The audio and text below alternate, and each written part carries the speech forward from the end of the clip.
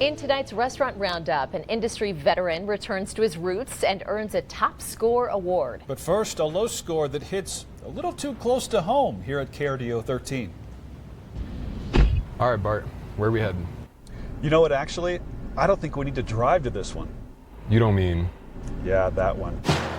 That's right. This week's Restaurant Roundup begins with the Texas Roadhouse on 8th Street. Among the 10 violations found here, an employee didn't properly wash their hands after handling raw chicken.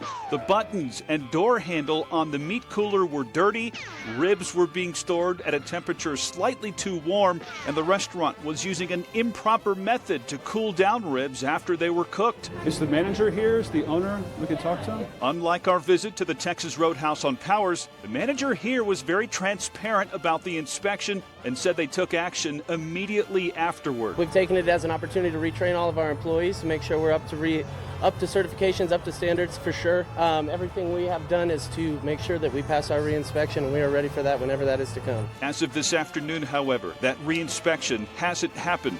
Only 5 violations were found at the Rico Taco inside the Citadel Mall, but they were serious enough to earn a failing grade. There was no certified food protection manager as required. A food handler was observed chopping onions used for garnish on tacos without gloves, and there were no paper towels at the hand washing sink, while beans and birria were not being kept at the required 135 degrees. The manager told KRDO 13 Tuesday that everyone is now wearing gloves and all the food is now at the proper temperatures. However, it has yet to be re-inspected. The high scores this week include the Chipotle on Garden of the Gods, the Papa John's on Union near Platte, the Tacos El Amigo No. 2 on North Hancock, and the local table on Fontaine and Security Whitefield.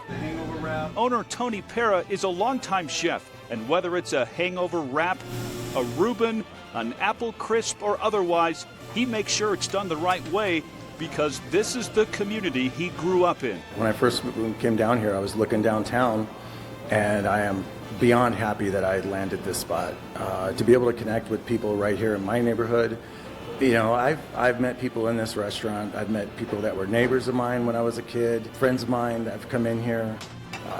It has a real special feeling to it. The local table also has a challenge. It's called the Gambler. It's a triple smash burger with pulled pork, a fried egg, and more. If you can eat all of that and French fries in 9 minutes or less, it's free and you get a trophy with it. One thing you won't be gambling on here at the local table, though, is food safety. So, Tony, to you and your staff, congratulations on your top score award. Look for the KRDO 13 Restaurant Roundup Awards to know the kitchen inside is clean.